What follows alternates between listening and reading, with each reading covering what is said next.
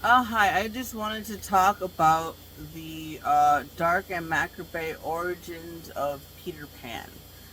The Peter Pan mythos was introduced to the world by J.M. Barrie in The Little White Bird, which was published in 1902. A few chapters within The Little White Bird were expanded into Peter Pan in the Kensington Gardens, which was published in 1906.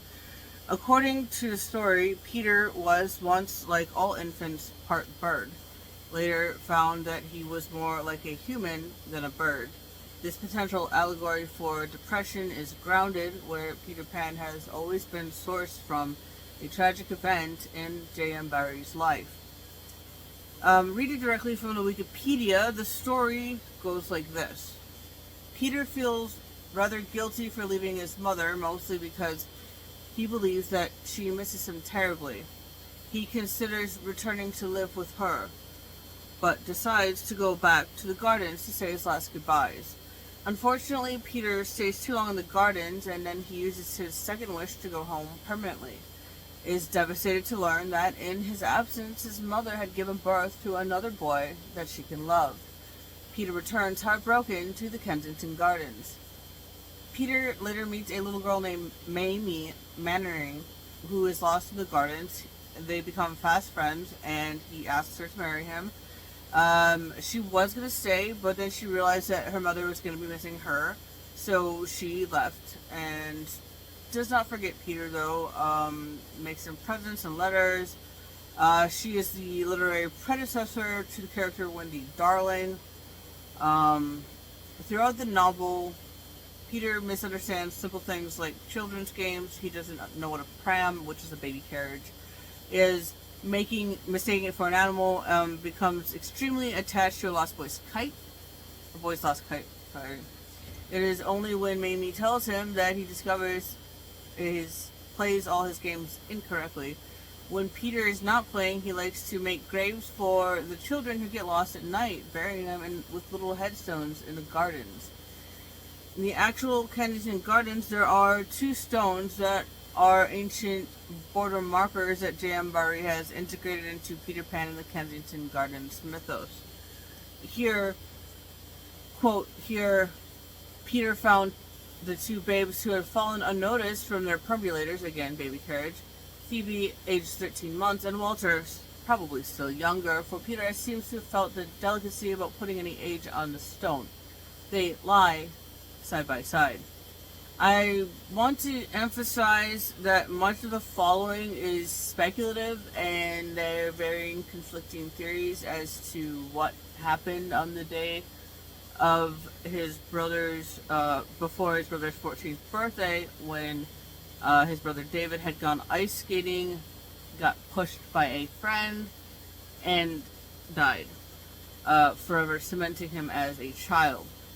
Um, J.M. Barrie's mom and how she reacted to his brother's death. There are, like I said, conflicting stories as to who caused the ice skating accident. Some people say that it was him. Other people say that he wasn't even there at the time. Um, so I believe that either way, that in a way, J.M. Barrie, had also partially died when his brother did, not only from the trauma of losing his brother, but the subsequent neglect from his grief-stricken mother. Regardless, the psychological trauma, as well as being abandoned by his mother, has left him to process the trauma in which I believe he did through Peter Pan. I think it's quite obvious that he did. Anyway, Wendy is often looked at as Peter's, not as a love interest from Peter's perspective, not Wendy's, but he recruited her to be his mom, and it's actually a pattern from Peter, who later befriends her daughter Jane and Jane's daughter Margaret.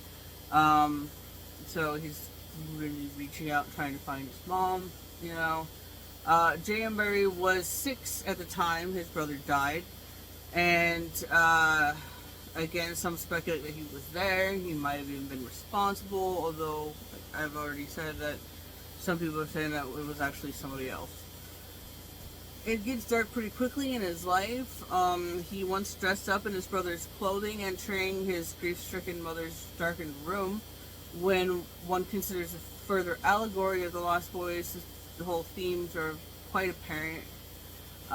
Reading from J.M. Barrie's Wikipedia entry, quote, to his left, this left his mother devastated, and Barrie tried to fill David's place in his mother's attentions, even wearing David's clothes while whistling in a manner that he did. One time Barrie entered a room and heard her say, "Is that you?"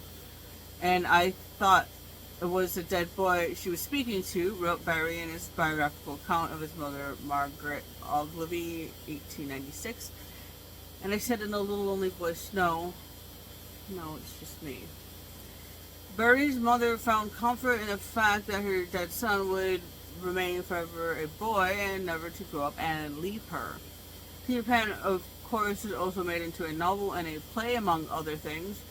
In the final scene of the play that takes place a year later, we see Wendy preparing to go back to home after the spring cleaning has taken place, and it is stated that Tinkerbell has died during this time, since fairies are naturally short-lived creatures, and that Peter has already forgotten about Tinkerbell, the Lost Boys, even Hook.